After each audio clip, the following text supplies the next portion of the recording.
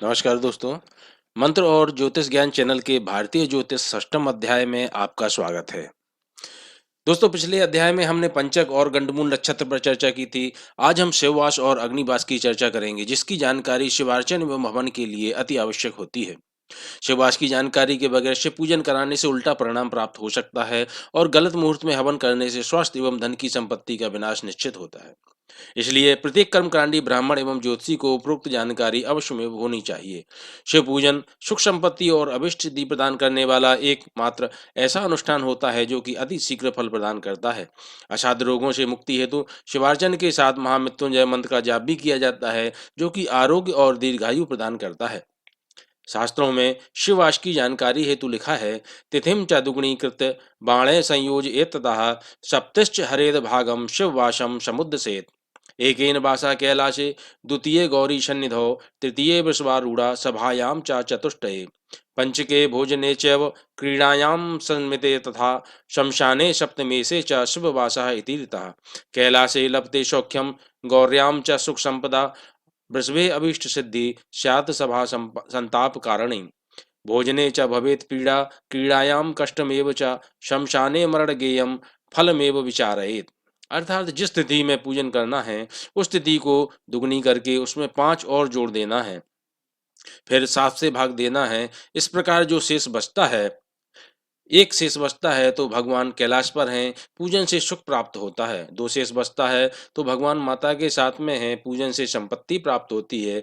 3 शेष बचता है तो भगवान नंदी पर हैं, पूजन से अभीष्ट सिद्धि प्राप्त होती है। 4 शेष बचता है तो भगवान सभासदों के साथ में हैं, पूजन से संताप प्राप्त होता है। 5 शेष बचता है तो भगवान भोजन कक्ष में हैं, पूजन से पीड़ा प्राप्त होगी। 6 शेष बचता है तो भगवान क्रीड़ा में हैं, पूजन से कष्ट प्राप्त होगा। और 0 शेष बचता है तो भगवान शमशान में है, पूजन से मृत्यु मृत्यु अथवा मृत्यु के समान पीड़ा प्राप्त होगी। तिथि की गणना हमेशा शुक्ल पक्ष की प्रतिपदा से करते हैं, जैसा कि हम पिछले अध्याय में बता चुके हैं।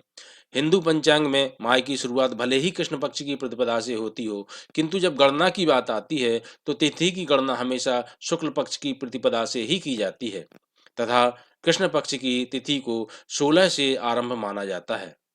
एक उदाहरण के लिए, माना कि किसी माह के कृष्ण पक्ष की पंचमी तिथि को शिववास देखना है, तो जैसा कि श्लोक में आया है कि तिथि को दुगनी करना है, फिर उसमें 5 जोड़ना है, उस जोड़ में से 7 का भाग देना है। चूंकि तिथि कृष्ण पक्ष की है और गणना शुक्ल पक्ष से की जाती है, इसलिए पंचमी तिथि में शुक्ल पक्ष की 15 तिथियां और जोड़ देते हैं। अतः जो हमें तिथि प्राप्त होती है वो 15 तिथियां और शुक्ल पक्ष की और 5 तिथियां कृष्ण पक्ष की, यानी 20 की संख्या हमें प्राप्त हो जाती है। अब हम 20 को दोगुना करते हैं तो हमें 40 प्राप्त हो जाता है। अब हमें 40 में 5 और जोड़ना है तो हमें 45 प्राप्त हो गया। इस 45 में हम 7 का भाग देते हैं, तो हम 7 का भाग देते हैं तो देखते हैं कि 6 बार भाग देने पे 3 शेष बचता है।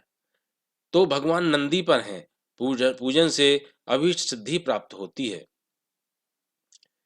शिववास की गणना करने पर आप पाएंगे कि शुक्ल पक्ष में द्वितीया, पंचमी, षष्ठी, नवमी, द्वादशी और त्रयोदशी में तथा कृष्ण पक्ष में प्रतिपदा, चतुर्थी, पंचमी, अष्टमी, एकादशी, द्वादशी और अमावस्या तिथि में शिववास बनता है।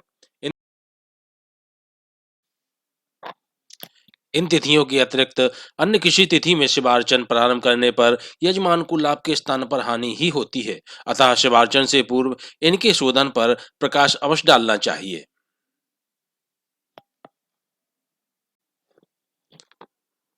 दोस्तों, अब बात करते हैं अग्निवास की।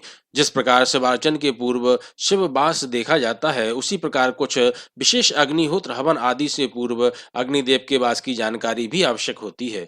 कुछ ऐसे कार्य भी हैं जिनमें अग्निवास देखने की आवश्यकता नहीं होती है, जैसे दैनिक हवन, पितृ हवन, व्रत उपवास का हवन, नवरात्रि, दुर्गा हवन, विवाह आदि में हवन, जन्मदिन और सत्यनारायण पूजा, मूल शांति हवन और त्योहार आदि में किया जाने वाला हवन। इनमें अग्निवास देखने की कोई आवश्यकता नहीं होती है।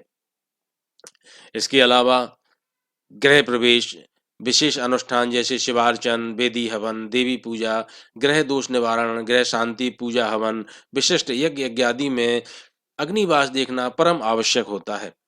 अग्निबाश निकालने के लिए जिस तिथि में हवन करना है उस तिथि की संख्या में उस दिन की बार संख्या जोड़ दी जाती है। इस योग में एक और जोड़ देते हैं, फिर 4 से भाग देते हैं।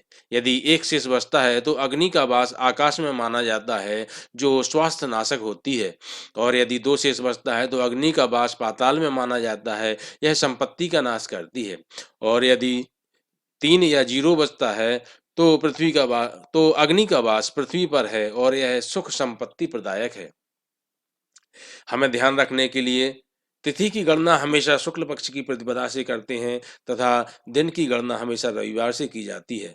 एक उदाहरण देख लेते हैं। माना कि हमें कृष्ण पक्ष की अष्टमी को अग्निवास देखना है और अष्टमी को गुरुवार का दिन है, तो चलिए गणना करते हैं। चूंकि तिथि कृष्ण पक्ष की है और गणना शुक्ल पक्ष से की जाती है, इसलिए अष्टमी तिथि में शुक्ल पक्ष की 15 तिथियां और जोड़ देते हैं, तो हमें 8 और 15 23 नई तिथि प्राप्त हो जाती है। अब 23 में वर्तमान की बार संख्या जोड़ना है।